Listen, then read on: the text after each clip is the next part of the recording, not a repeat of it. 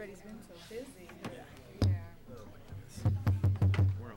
Oh, they actually got it. Okay, good morning, everybody. We'll go ahead and get started. We've got 1 hour to work with, so we got a packed gallery here, so appreciate everybody coming out this morning. Wonderful to have all of our representatives and senators here today, too, so we're looking forward to a great morning of questions. Before we get started, just have a few thank yous for our sponsors: Ottawa Area Chamber of Commerce, the Legislative Action Committee, Franklin County Farm Bureau Association, American Legion Post 60, Walmart Logistics, Advantage Ford, and Ransom Memorial Hospital. We also have other thank yous for the Chamber of Commerce for providing the freshmen back here. Thanks, John. City of Ottawa providing this fine facility here, and also for Matt Simonson. Raise your hand, Matt. There you are. Okay. For filming, making sure that it's put on the Government Access Channel. So before we get started, we will once again thank and welcome everybody here today. We'll just start with, if you want, just some opening comments for a few minutes, and then we'll get right to the questions. Who wants to go first? Sure. Senator, go ahead. Well, good morning, everybody, and thanks again for coming. It's great to see the crowd again, and I do want to thank our sponsors and everybody that puts an effort together.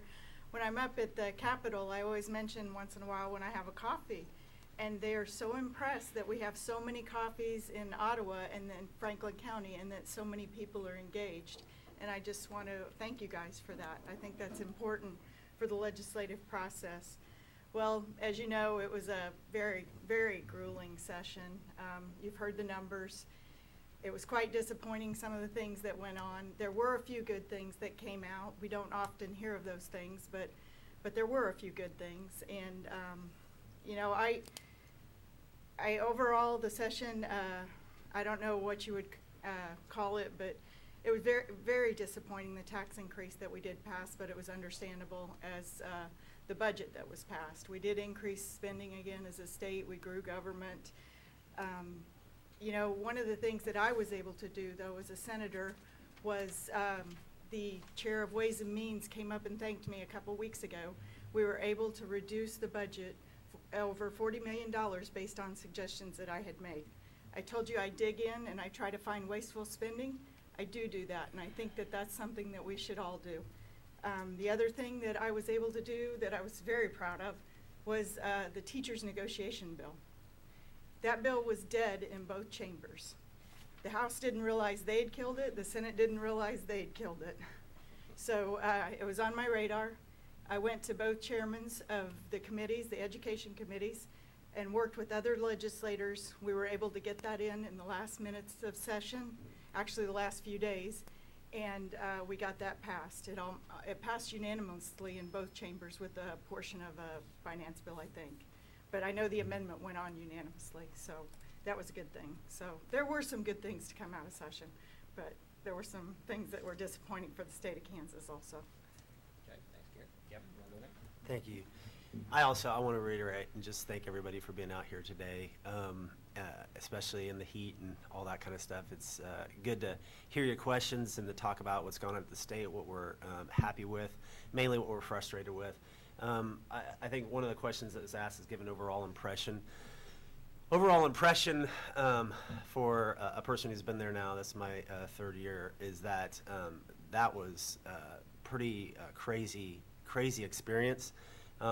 For any of us, if any one of my constituents, if any one of you would have come up and taken my place, it was difficult, needless to say. I still have recorded messages and texts on my phone that you know, that's what you get right at the end, or when you're getting ready to take votes that are contentious or hard. And so it was a difficult experience, and there's some legislation that was good, some legislation that was bad. I look forward to your questions today, answering as much as I can to the best of my ability, and I just thank you for being here. So I want to echo the thanks to our sponsors for putting on this coffee. I know this is later than we've, I think, ever done a legislative coffee before, and that's unfortunately due to the work of the legislature and taking longer than we've ever taken before. And want to thank the folks in this room and the citizens of Franklin County and those that will be watching for their patience as the legislature worked through a very trying session, not only for the folks in it, but obviously for those of you who are taxpayers here in Kansas and citizens and watch that process. Want to thank you very much for the opportunity to be one of your voices in the legislature and to be there. You know, there's an old, I think it's a Chinese curse about may you live in interesting times, and certainly are serving in the legislature in interesting times. And I understand that it is an honor to serve at any time in the legislature, and thank all of you for your support and for giving me an opportunity to go there and work on your behalf. Look forward to your questions this morning and want to not take too much time on these introductory remarks so we can get to those questions and find out what's on your mind. And thank you all for coming out this morning. Okay, I think we'll start off with question number one. This was submitted to each of you prior, and you have that in your seats, I believe. Question number one is that give your overall impression of the recently completed session. Can you describe the obvious schism that existed between the political philosophies of raising state revenues using income tax versus consumption tax? And why did you or did you not support the tax bill and the budget bill? And of course goes on with your opinion on the ramifications of the bitter debate, et cetera, et cetera. Blaine, why don't we start with you on that one?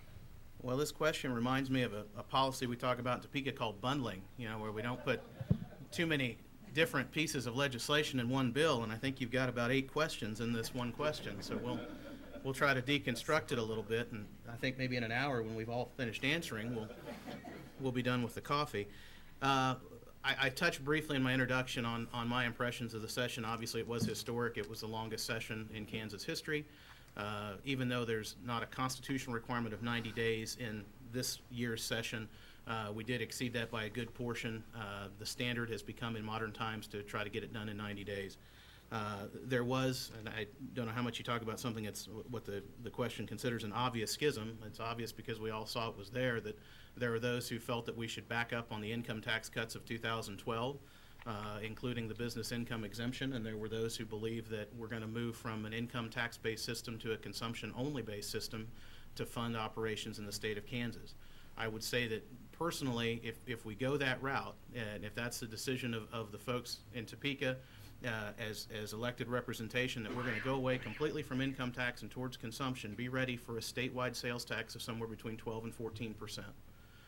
Before you add on all of the local taxes. And you saw the heartburn that came this year with people trying to wrestle with, do we go to 6.3 or 6.5 or 6.85 or 7.15? You're talking about basically doubling the existing sales tax if you want to try to get by with zero income tax in the state of Kansas. So that is the fundamental philosophical debate, and we touched on it in earlier coffees this session about how do all of you want to be taxed, and I heard from many people on that, and I think as we've gotten into the particulars, it's always said the devil's in the details, and nowhere more so I think than tax policy when you get down into the details of, well, I like the idea that if we don't buy anything, we don't pay any taxes until you figure out that when you do buy something, you're going to pay a lot more taxes than you do now. So I did not support the ultimate tax bill. I've stated before I wanted real revenue reform, and to me that means a tax policy that is fair.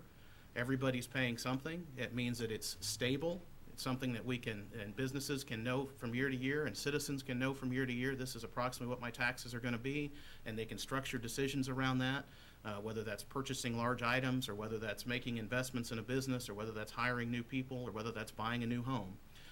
And I think that it needs to be reliable. It needs to adequately fund the core services of government in the state of Kansas. Many of you who were at Eggs and Issues heard Dwayne Goosen talk about the fact that over 90% of our budget is education, K through 12, higher education, and human services. And if we're going to make cuts to spending in those areas, we have to be ready for things like we're seeing at the Osawatomie State Hospital, like we're seeing it in tuition increases around the Regent system. If that's the decision that we make as a state, then we have to be ready for the consequences of that. But I think that whatever decisions we make, we have to reliably fund the core services of state government with a tax system that works to do that. We can't Band-Aid, we can't create a loophole here and transfer funds from there and nickel and dime the citizens of the state of Kansas with 5 new taxes to cover up the fact that we might have cut 1. Well, while we do agree that we do have to support core services with the state of government, you know, it was an interesting session. The House dynamics were completely different than the Senate dynamics. The House did have an opportunity to vote on a business option, and they only received 27 votes out of the House option. So the Senate never even had the business option come to the floor, and my guess is, you know, that leadership was afraid that option may pass the Senate. And leadership was intent on, not all leadership, but the majority of leadership in our administration was intent on sales tax. They were intent on going that direction, and that is part of the reason that tax bills did not even come out of committee until veto session. There's a lot of games played up in Topeka and DC, and you know, I've never seen them to this degree as this year. We've had other years that we've had to address tax issues, but this year we did not have a bill out of tax. I mean, we had a couple of minor bills out of both tax committees, but nothing major before veto session started. So right then we knew that this session was going to run long. They do that intentionally. There's a couple of things that happen. We only have administrative staff for 80 or 90 days. And so they also know that we're trying to do constituent services, to do our job, to read the bills, to understand what's going on. So it's very intense towards the end of session. They try to put as much pressure on us as they can. They wear us down. The House did have a rule that they couldn't go after midnight. The Senate did not have that same rule. Senators worked 18 days straight, Saturdays and Sundays included. We did have Sunday morning off to go to church, but 18 days straight, we would go, and sometimes until 10 or 2 a.m. in the morning, you know, and it's not solid hours. That's what's confusing to people. You come in, you go, you wait. But the thing is that it's more frustrating. Could you imagine going to work saying, well, you checked into work and you don't have anything to do for the next 2 hours, but we need you to come back at noon, and then we need you to check in again at 1 o'clock, and so it's kind of a wearing down process, and they intentionally do that. And so the last day of session, the tax bill, they didn't start debate in the House until 1:30 in the morning. So, you know, a lot of gamesmanship, and that's not what we need to get good policy for the state of Kansas. I'm sorry I went on a little bit, but I'm trying to give you some inside baseball. Kevin alluded to how difficult it is. It is extremely difficult up there, but you have very committed legislators, and that's what we need. So, but we do need to start the conversation earlier in session. I think that would help. In fact, I think we need to start it right now. I don't think we need to wait until session starts in January. We start having these conversations, start doing our homework now. One of the things that we've heard mentioned, the 12% sales tax, well, that's not what they're looking at doing. What's intriguing to me is I've got a 4.5-page list here of 8-point font of sales tax exemptions. That's what they're looking at going after, not raising the sales tax per se, but removing these exemptions. Well, when you do that, you need to study and understand some of these exemptions. Some of them are food pantries, charitable donations, you know, schools. Yeah, they do have a sales tax exemption. That was actually discussed in the Senate this year, removing some of these exemptions. So we don't need knee-jerk reactions. We need to study this and understand where we want to go as a state with our tax policy. I am adamant. I did not vote for the budget either. Like I told you, the spending, one of the spending items we found was they're planning to tear down the docking building, a $30 million expense just to tear down the building. Well, the air conditioning and heating unit underneath the docking building is for the Capitol. So it doesn't just impact the docking building itself, it impacts the Capitol too. So there's more expenses than just the tearing down of the building. And then, I know I get down in the details a little bit, but there was one example that the Department of Agriculture moved to Manhattan, you might be aware of that, and they increased their rent, they increased their costs, they bought 2 or 3 15-passenger vans, are carting employees back and forth from Topeka to Manhattan with those vans. That's your tax dollars, okay?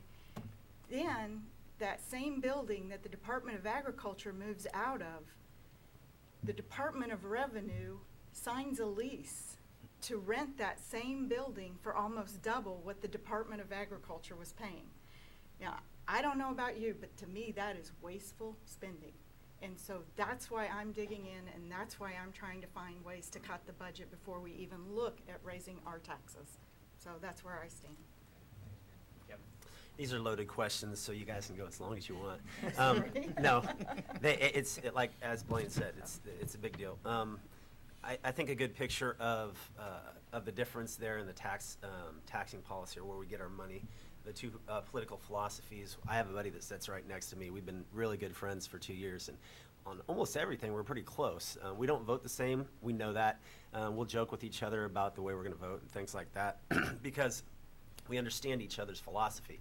This year was interesting because at the very beginning, well, not even at the beginning, maybe after about a month, I noticed that he was kind of pulling away a little bit with me, and maybe I was doing the same thing with him, but it was because he had a different philosophy on the taxes, and he was beginning to move a different direction. That was the schism. It was between friends. It was between buddies and party. It just separated us when it came to that, and so that's why. And I did support the tax plan in the past with its bads and some goods, but ultimately it's a political answer. But when I don't see anything else that could have passed. I mean, if you saw how it passed with arm twisting, if you will, and whatnot, I don't know that anything else could have passed, and I don't know that we wouldn't still be there. I know people that didn't want to vote for it, but wanted it to pass so that we could leave. And then there's people who didn't. There's good things in the tax plan, and there's bad things. We're going to have to go back, as Blaine was talking. We're going to have to go back again. When you're talking about amnesty, giving people amnesty, hey, you can have amnesty, and this year if you pay your taxes, we're not going to slap you on the wrist or anything. You just pay your taxes. You might get $30 million, but then what next year? You're going to do amnesty again? Doesn't work. So if you do get $30 million down the next year. So ultimately, it has to be responsible, and it's not right now, and it's not something I'm proud of. But my argument that I was struggling with is, do I sit here and just say I'm a no, as I was for the budget and a lot of other things, or do I try and actually get something passed so we're not still here? And ultimately, that's what it came down to. I said, here's what I could possibly vote for. I put that forward, and I believe leadership made a mistake when they didn't start it earlier. We all thought we were going to start way earlier. I think Karen's right. We need to start now when it comes to looking at the future, and that's ultimately what it came down to. The schism was huge. I didn't see an answer, honestly, early on. Didn't see an answer towards the end. Didn't think we were going to get the votes even in the last vote, and it was able to get passed, and we're not there right now. But the questions that we have before us, I would say, are equal to what we were coming in this year. My hope, and see, I tend to believe the best in leadership and those. I just can't imagine that they put things off, until the end to bend our arms or to make us do. But so I would think that we're going to start early. One thing I did like about the budget is that on the budget, they and some people, I mean, it's both ways, but it's $3 million to do a study, essentially to find where more spending can be. Thing is even if the study works and they find where we can cut more, is the legislature going to do it? That's the question. So goods and bads, both taxes, budget, but it's not going to be easy the coming year. So. Thanks, Kevin. You guys have the next question there. I don't need to read it all, but given in light of the transfers that were made this last year, what is the best strategy moving forward for restoring the state's fiscal stability? And why don't we start with you, Kevin, and go back across? That's a great question, and I don't necessarily have a great answer. Obviously, our income as a state is going to tell a lot on what we need to do in the coming years. The schism between the two on our tax philosophies, it's changeable. It's going to be changeable. Plus, if in the year after that is an election year, and so everything can change in a single year. And so I think that as we move forward, I think ultimately, and this is where maybe the governor and people who are really solid on their philosophy with don't put it back on business or moving more towards a consumption tax, which I would be more for that. But moving towards it, ultimately, it's got to work, and we're making a huge transition. So the gives that were given this year in the legislature, were because they realize it's a transition. We're changing a paradigm that we've been using for years. And so if it doesn't work, and I said it before, people have called it an experiment, stuff like that, but we're now going into a third year, and if there's no hope, then it changes back. So. You know, it's interesting on that question. Like I said, I do study this stuff. What I've been doing is digging in pretty diligently as far as comparisons as to what's been successful, not successful in Kansas and in other states. And so I think that homework and that study needs to continue. One of the things I mentioned was the sales tax exemptions. They're talking about removing those. Part of what was in the tax bill was in 4 years there has to be a review, and it has to start next session, a review of all the sales tax exemptions, all of the service tax exemptions, and all the property tax exemptions. So that, you know, and like Kevin said, you know, we review these things, and I'm all for a fair and level playing field. One of the things that we'll find out is there's a Rotary in one part of the state that has a sales tax exemption, while the Rotary in Ottawa does not. You know, so we do need a fair and level playing field. But we also need to be very cautious of who we're trying to put those taxes back on. By removing those exemptions, we're increasing taxes. So we have to understand what we're doing with those moves. But I do think it needs to be studied. There are some exemptions in here that are, you know, that could be up for debate. One of the ones that came up in Topeka in the Senate was the lottery tickets. Should those or bingo cards have a sales tax on them? We sell other items as such, not gambling, but other items, and they do have a sales tax. So should those types of items have a sales tax? These are things that we could look at. The other thing, the Senate has been very strong on their position for lowering sales tax on food. Kansas is one of 7 states, I think, approximately 7 states that do not do anything with sales tax on food. And with the sales tax increase that we have, Kansas will now be the highest state in the nation for sales tax on food. So I do think that needs to be addressed. That is something that I'm adamant on working on and fighting for. There's other things in the tax law that we need to look at too. You know, it's not going to be a simple solution. I do think we need to work together to find a solution. I ran the numbers on if we would have, you know, if the businesses would have had a little bit of income tax put on, and I have all that information if anybody's interested in it later. I think I am not for raising taxes. I will state that again. But I do think we need to look at across the board at getting a fair and level playing field of where we're at with our tax structure. Well, you know, a bit of history is important to understand where we're at now. When the tax cuts of 2012 took effect, there were 2 big changes. One affected rates that individuals pay, and we used to have a 3-tiered system based on your income. The higher your income, as you pass through certain levels, the dollars over that level were taxed at a higher rate.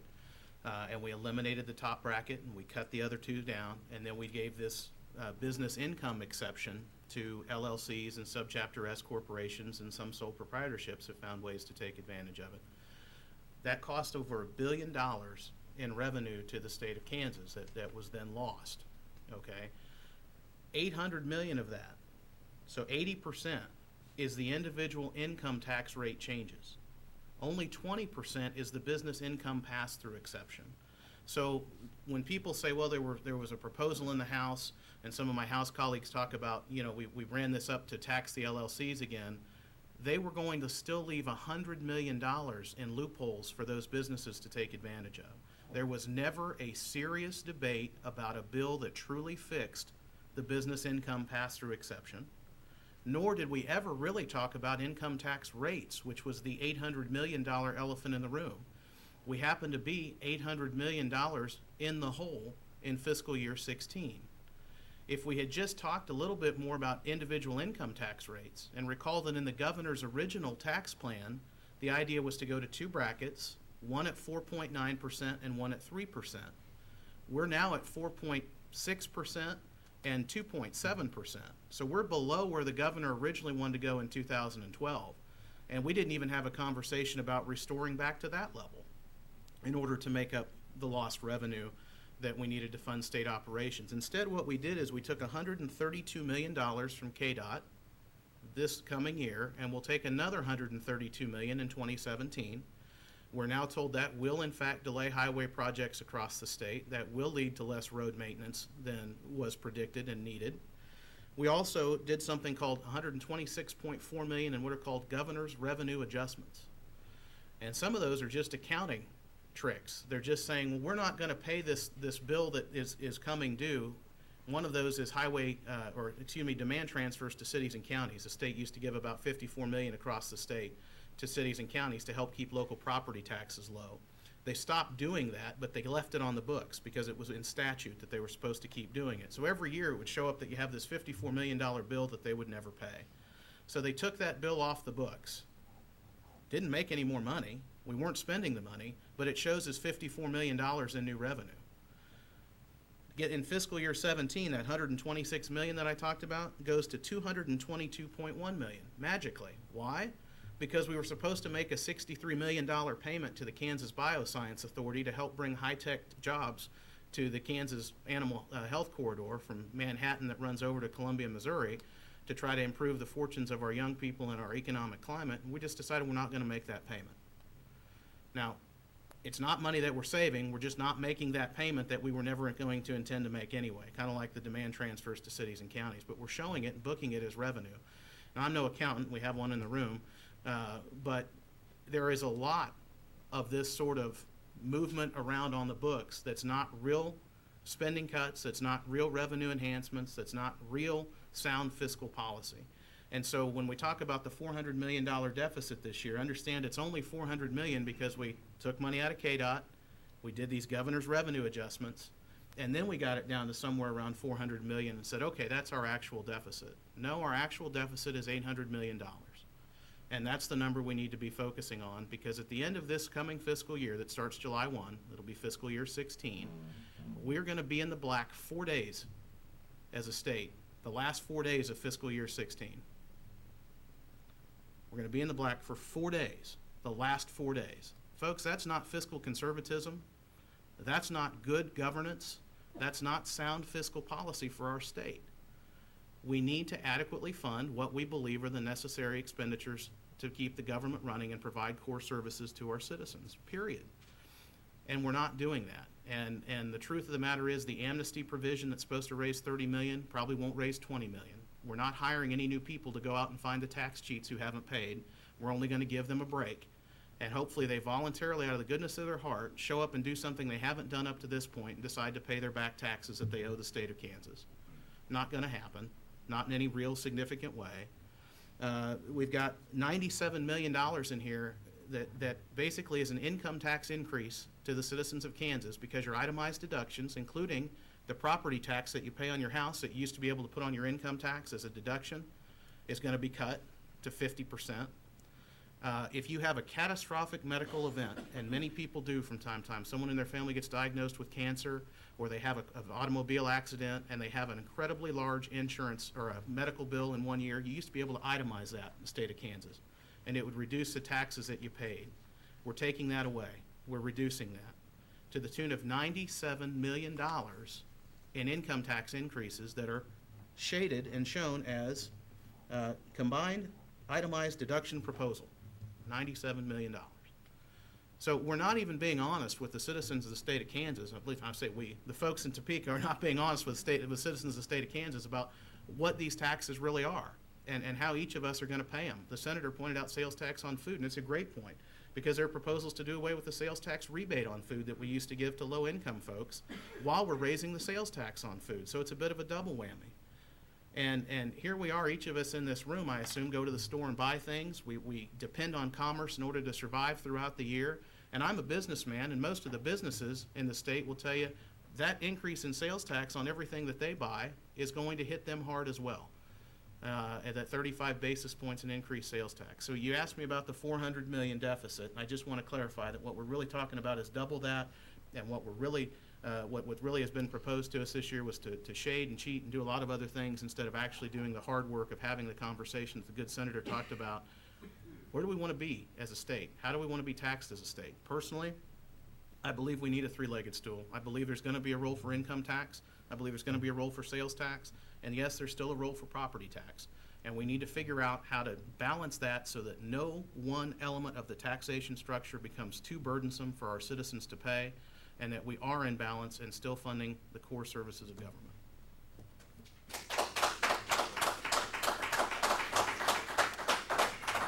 Okay, we do plan to get out here at 11 o'clock. Apologize for the heat in here. We're trying to cut expenses at City Hall here, so you understand it. But this can double as a fan and a question sheet, so now we're saving money there. Feel better?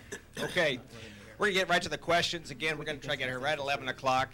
Let me just say a few house rules about these questions. Please, no comments. If you have comments to make, that's being rude to the rest of the people in the room, because we got to hear your comments. If you have comments, save them personally for our representatives here by letter, by email, by phone call, but we want just questions only and keep them short. I'll hold the microphone. I'm going to hold it up to you while you ask your question, because I have a mute button here I can cut if I need to. So, all right, that's fair with everybody. Let's start with the first question then. We got right here.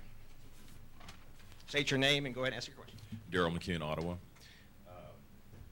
The governor obviously had a rough couple of days, Thursday and Friday, in light of the two U.S. Supreme Court rulings about the Affordable Care Act and marriage equality. To top that off, the three-judge panel in Kansas found that the school block grant funding was unconstitutional. And I know that the Attorney General plans to appeal the ruling to the Kansas Supreme Court, but my question is, if the ruling, and it probably will be, upheld, what are your plans to fund the additional $50 million required in the ruling for adequate funding, and how would you handle the school equity issue? And will that require a special session? Okay, Blaine, why don't we start with you and go back the other way? Well, I'll say that on each of those opinions, I have not had time to review them. Most of them are very lengthy. I think the Gannon decision was about 87 pages. I've been able to skim a little bit of it. I don't know that I share your conclusion that the Supreme Court will uphold it whole cloth. I think that there is still room for them to make some changes in terms of the adequacy finding. And for everybody who hasn't studied school finance cases in Kansas, and credit to you because they're very complicated. The two issues today are adequacy and equity. Do we fund enough? And then equity is, do we fund equally? That is, does a student in Osawatomie have the same quality of education as a student in Olathe? And we thought we had equity fixed a year ago, and then the block grant bill was passed this year, Senate Bill 7, and the court is saying now that Senate Bill 7 does not, it backtracks and does not fix the equity issue that we thought we had fixed, and then there's still the adequacy issue. Do we simply fund suitably, make suitable provision for public education in Kansas? So I don't know how much they will backtrack, and I think it's premature to say where you're going to come up with X number of dollars until we know what the Supreme Court does. I think it's very likely, the notice of appeal was filed by the Attorney General Friday, that the full ruling of the three-judge panel is stayed by the Supreme Court until such time as they have a chance to look at it. So the three-judge panel gave us about 11 days to come up with $50 million to fix the equity issue. And my understanding is that may be stayed as well, Daryl, and we may not get into that issue quite yet. If not, then obviously we would be talking about either the governor doing some allotments, which he was given additional authority to cut $50 million out of the budget as part of the tax plan, and not from K through 12.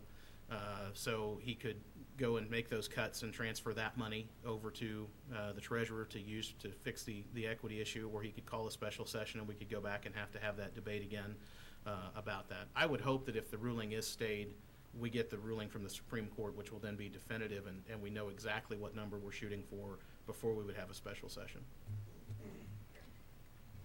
Thank you. There's a couple of things. One is the governor cannot increase funding. So if the Supreme Court were to come out then there could be a special session called. So he can do allotments, he can cut, but he cannot increase funding.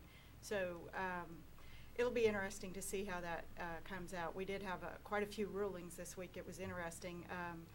The opinion that I had the opportunity to listen to our Attorney General, Derek Schmidt. We spoke with him about this issue, and it was interesting because, you know, he questioned some of the comments and statements that were in the ruling. So, again, as Blaine said, I think that, you know, we can't guess what the Supreme Court's going to do, obviously, because we couldn't guess from the state level what the federal court did this week. You know, especially with Obamacare, we went out, I read the language, it's not that difficult to read, so it's interesting to decide to figure the ruling that they came up with.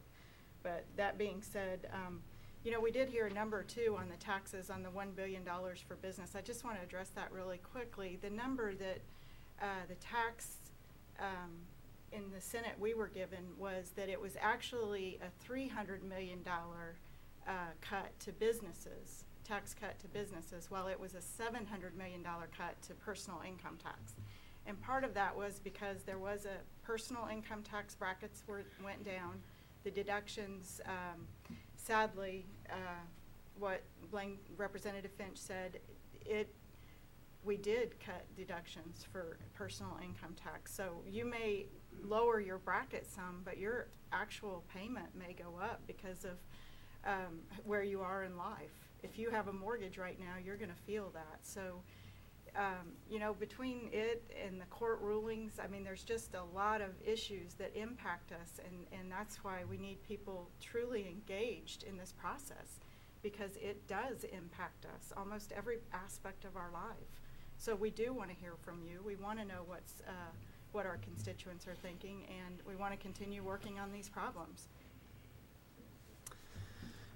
I'm not going to spend a lot of time because I don't think I'm going to be able to answer anything more than it's a really good question.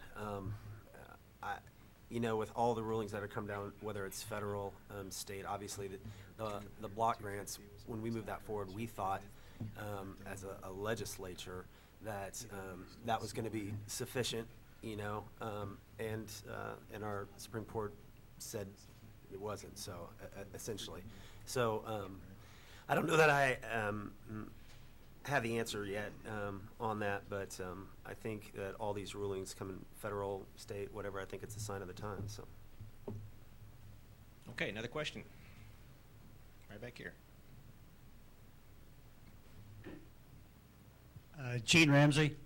In the Capitol today, there was an article that there was a $840 million debt certificate issued to, I guess, for cash flow. But this is the highest that's ever been. And where does that money come from, and how do you pay that back, if you pay it back? We'll start with, how about Kevin on that one? Start to go across. Sure. The $840 million debt certificate, that doesn't have anything to do with the bonding, does it, for capers? Okay. You might be able to understand that. All I know, with if you look at the bonding, I started digging into bonding and things like that. I consider loans bonds, or I consider them debt across the board. And I started looking in just across our state, the bonds that local have, the loans that locals have, the schools have, and all that. If you go across the state from one side to the other, it's about $28 billion in loans, bonds, debt, all together. Most people don't look at it like that. I had the research print off a sheet like this that had all the debt. My intention, my hope was that maybe we could begin to move towards a cash-based system, move away from the bonds and debts. $28 billion, that's crazy. So when it comes to debt, one thing that I am excited about, one thing that I think that is, we're finally, when it comes to capers, we're actually beginning. This is why we've increased on our spending to a degree, is that we're actually paying some of the things we promised with capers with the future in mind. So with that, I'm excited, that I like. The trouble is that we're increasing debt in a lot of other areas when it comes to bonds and stuff, so I do not know. Do you have a better answer on that? Well, it was interesting yesterday, and I'm actually impressed that was on your radar, because there were so many things in the Capitol that when that occurred, there wasn't anybody in the room hardly at all, except for the committee that made the motion and passed the indebtedness.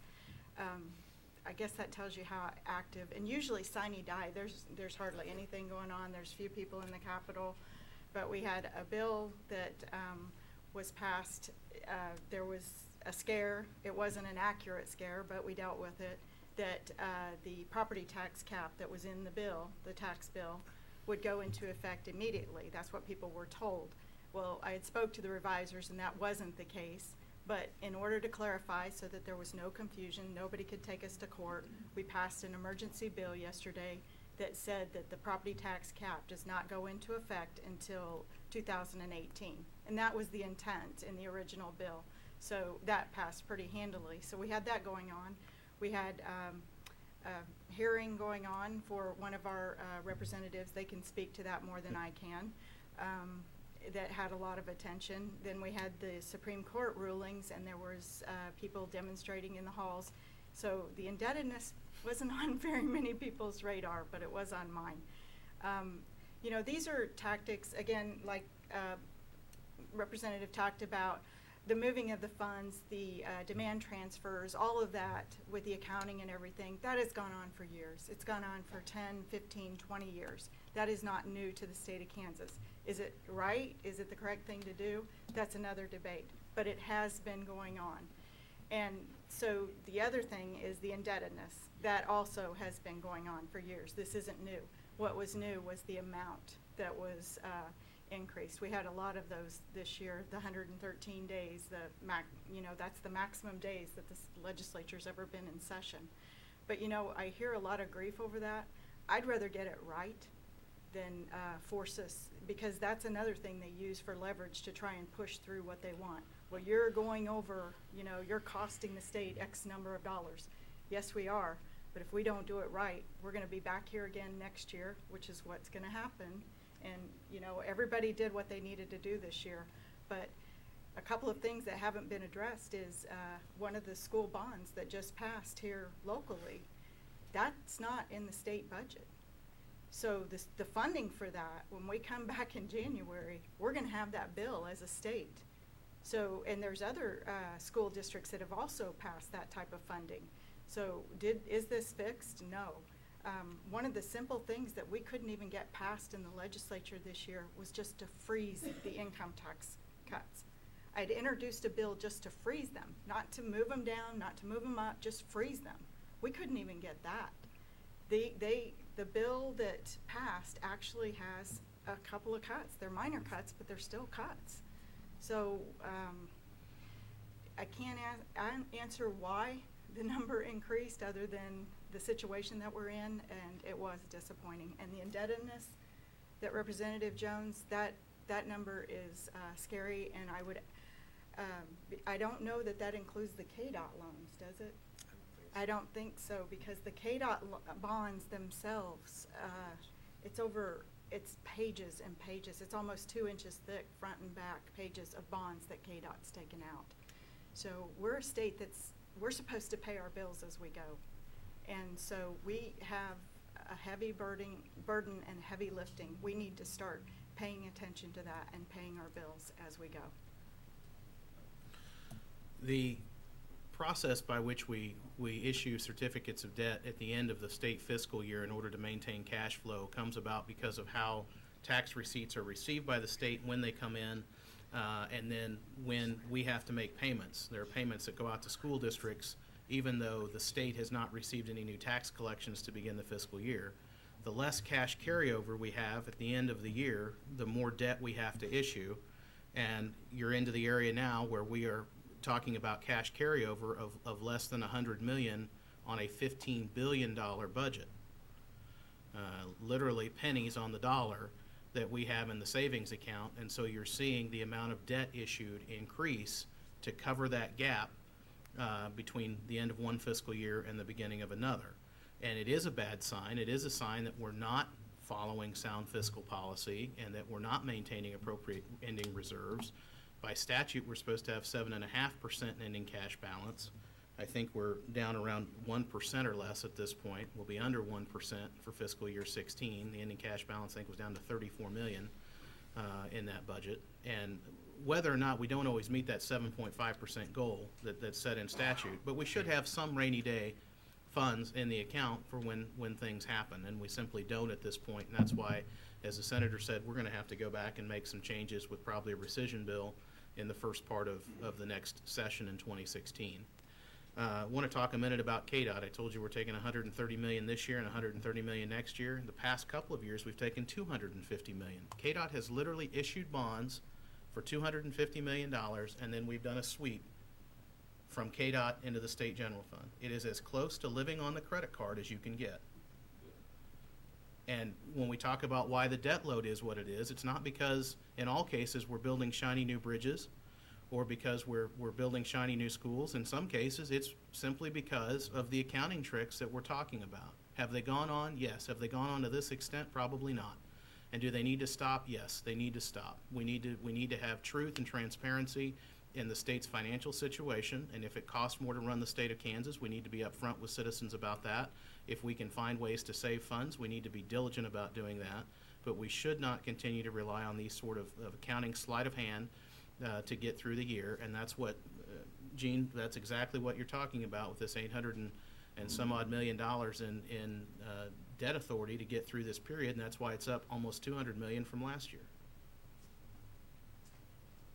Okay, we have a question over here. That's right, you're going to hold it so I don't get to editorializing. In light of so many discussions about various aspects of debt and money, first, when do you determine what interim studies you're going to have through the summer? And how about an interim study just on debt, where the state is, where the smoke and mirrors are, and that sort of thing? Because I think you got a really big problem. Start with Blaine, go across again. Well, none of the three of us get to choose what interim study committees there will be, and in recent years, in the name of cost cutting, we've had fewer interims than we've had in previous times in the state's history. The Speaker of the House and the President of the Senate get to decide what those interim study committees will focus on and who will be on them. So unfortunately, the folks you need to ask that question to aren't here. I would be all in support of taking the time and putting the right people around the table to talk about the state's fiscal health and the situation going forward.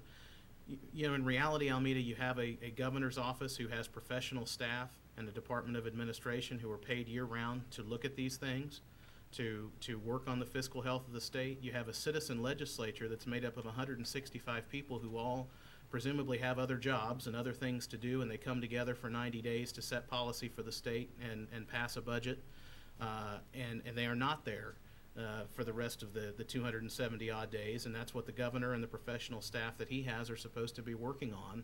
And we do have to rely a lot on the recommendations and the information that we get from the second floor, the governor's office, as we go forward. And I think that there is frustration on the part of many legislators, and I'll let my colleagues speak for themselves, but I know there's frustration from folks I talk to about the work that goes on when we're not there, and whether or not we can trust the numbers that we get. Thank you. I appreciate the question. It's interesting. I dig deeper than most legislators, like you know, and I don't go to the administration, to the governor's office. I go to the department and request the information, and a lot of times they don't even know what I'm looking for. We need more legislators to do that. We need more to dig in to that level. And I know it's difficult, and not everybody has the time. We are a part-time legislature. And as far as the interim studies, I have asked for the last 3 years, my leadership, I have asked for a tax interim study for the last 3 years. I will be asking again this year for another, and we have not had it. We have our current tax leadership, our tax chairman is not interested in having that study. And the House chairman has not interested in having that study. So I will keep asking and keep pushing on that and asking other legislators to ask for that, because we do need that study, and we do need the study on the indebtedness and everything else that's going on. I got to tell you, I'm a little bit disappointed, Almeida, that you didn't ask about agriculture. We did have some. I thought that had to do with agriculture too. We did have some good gains in agriculture this year. You know, we had so many bills that were discussed, and they were trying to raise taxes. There is an effort to raise agriculture taxes alone while not touching anybody else. That's not fair in our tax system. We were able to stave that off. In fact, it was interesting, the 4-year study that I spoke about, it does exclude some sales tax exemptions. Well, one of that is sales tax on agriculture equipment and sales tax on machinery and equipment for all businesses. And they almost lost 6 votes on the night that they were trying to pass the tax bill because it did not include agriculture. That's how adamant our Johnson County delegation is on passing tax increases to agriculture. So we still are going to have that battle next year. We're going to have to continue it, and it needs to be on our radar. We need a level playing field. I keep saying that, but I can't stress it enough. So we don't need to be picking on one industry over the other. So thanks.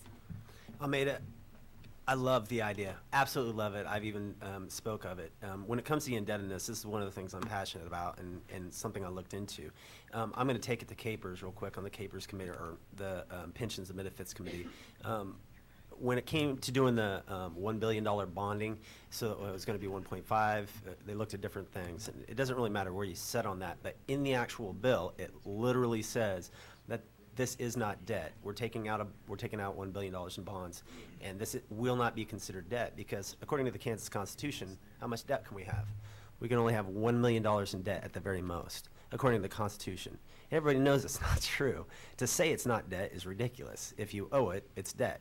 And so you got a bonding authority that does all that. So it's amazing to me how we say, this isn't debt. We're not in debt.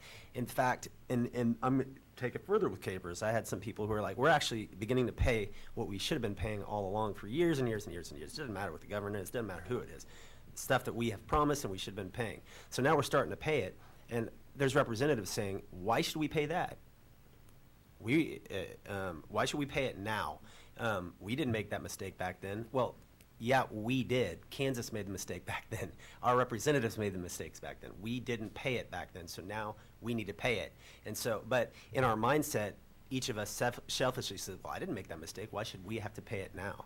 That, and I'm not saying to him, everybody kind of has that personally, why should I have to deal with that? But the trouble is that we have those debts and we have to pay them. I love the idea of a study. I've spoken of a study. I have other representatives on board with doing a study on indebtedness. I'll tell you this, it's not very popular. When I start talking to people about debt and stuff like that, there are people, I used to do it myself, who leverage. That's how they, by using leverage, you can actually increase wealth, if you will. But ultimately, I know, yeah. But ultimately, you're getting further and further in debt, and if the economy doesn't come around, you can lose everything. And I see it all the time in real estate. And so that's the thing that's why it's a very difficult place to move away from, especially with business and conservatives who think that debt in the long run is what you'll start seeing it in our actual credit score at a state level. And that's where it's been showing, and people get scared when it comes to because it can go down. So I think it's important for our state to do a study like that. How did conservatives come to think that debt was such a good thing? I don't know. I don't think it was conservatives that put us here. I think it was all the previous administrations. We didn't get here in the last 3-5 years. No, So, not that much debt. not this much debt. Of course, not all debt's bad, right? But, once in a while, debt's a good thing, right? Anyway, that's what I think. Anyway, why don't we just go to this last question here. I just have this session, of course, went to record length. What solutions might you have where this would only go 90 days and not 91 next year? Kevin, I want to start with you. You know what? I've thought about this a whole lot. When Blaine said, we're part-time, we're hired to go up there for 90 days, and I almost just butted in and said, you mean 112 days? Because, it was a record session, but with the work that's set before, it doesn't matter if I'm there or somebody else is there. With the work that's set before you, you can only get it done in as quick as you can get it done. We set rules for ourselves to say we have to be done at 12. We have things like that, which aren't necessarily bad rules. Then whether it's a strategy or not, leadership, says we're going to do it tomorrow, or when are we going to do it? Are we going to do it a week from now? What's going on? And you don't know. So I just say, and honestly, I do not know how to do it shorter. If they're going to push stuff up against the back end to leverage you, I don't know what else you can do. I don't know if that's whatever. I was under the impression when we got there, we'd be working on taxes, we'd be working on budget, we'd be doing it. I can't say the budget didn't work. Those guys, I truly believe, heard a lot. They listened, they worked. But on taxes, I didn't even start getting plans and hearing stuff until toward the end. And I was just like, even veto. And I'm like, all of us were kind of dumbfounded. We have to work on the priorities first, plain and simple, put it up front. And I think that people like, it doesn't matter, again, who's in the governor's spot, who's in those positions of authority, they have to bring down plans. They have to put down plans early so that we can begin to work on those and cut them apart and work it out so we can get the votes that we need, the 63, 21, 1, so. Well, that's interesting because our state constitution says that in even number years, we will end in 90 days. So I don't think we have much of a choice next year other than to end in 90 days. There was a lot of work that was left on the table this year. So as far as finishing in 90 days next year, we've touched on it briefly. We do need to start now. We don't wait until January 1st. Part of it is, you know, we're not committee chairs, and so we don't get to set the schedule, although, you know, maybe that will change after the next election. We will have some people in those key positions, and that will be wonderful. But leadership does drive the ship, and we do have a say in it, but, you know, we can try and change it with our oar, but we don't get to steer the ship. So, you know, we do what we can up there and do our due diligence beforehand, and I think we can end in 90 days. I really do. So I don't think that they'll put it off until the end. I think that they're going to get enough feedback from the legislators that they will start it right away. One of the things I got to say, I was so proud of the House. They did push the rules so that there wasn't bill bundling and so that they would stop at midnight. But I was really disappointed when they suspended their rules and stayed after midnight the last day of session. I hope that we don't see that, and I hope that the Senate can pass rules so that we mirror what the House has done. So I think that would help us also. So, thank you. Well, the goal should be, you know, 70 days or less next year, obviously, to try to make up for some of the extra time we spent there and hopefully get done and get back home. You know, a couple of things happened this time. Earlier it was touched on that we didn't see tax plans until veto session. It was day 95, legislative day 95, before the House had a tax plan on the floor. That's leadership's issue to decide when and they're going to run those bills. It's not up to individual members. As the Senator said, any of us here can't just decide today we're going to have a debate on taxes. That has to come from leadership, in our case the Speaker of the House, and the Senate, the Majority Leader, sets the calendar for the body and what's going to come up.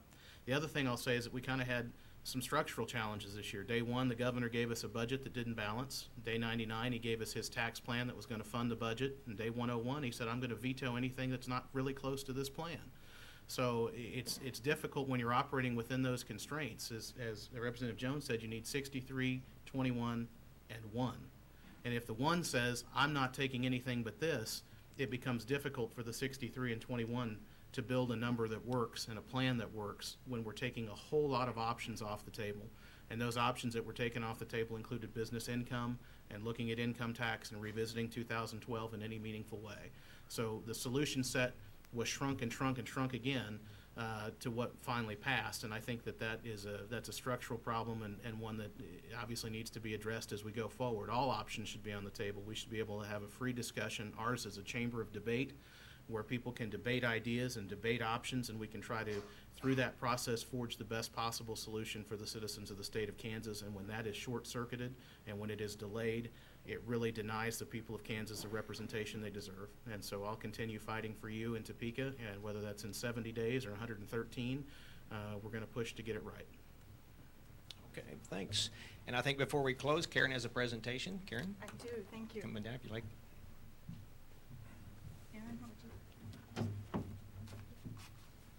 I don't know if you guys can hear me or not.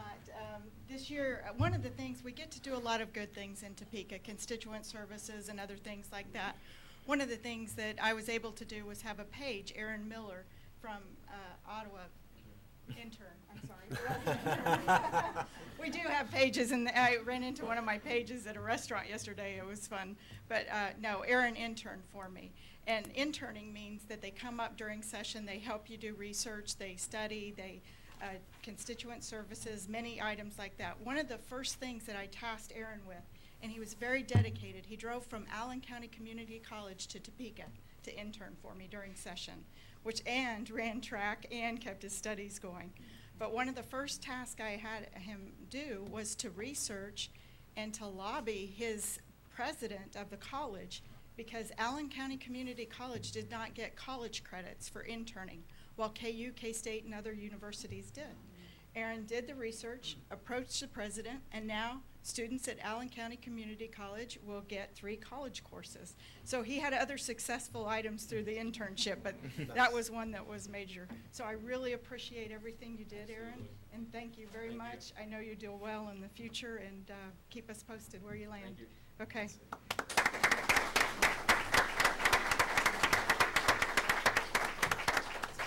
Congratulations, that's great news there. Well, we want to thank all our representatives and senator for being here today and for your comments. Yes. I would like to thank Wait. Bill Menace for being here. Oh, I see. Representative. Sorry, Bill. For, Didn't see you sneak in there. Jerry Moran's office. Very good, so. Bill. Thanks for being here. Thanks, You guys give him a hand. Let's give all of our representatives a hand, too, for being here. Appreciate it very much. The hard work this year. I understand it's cooler outside than in this room, so when you leave, be sure and go single file, not rush the doorway when you leave. We'll be all right. But anyway, thanks for coming, and we'll see you next year. Thanks.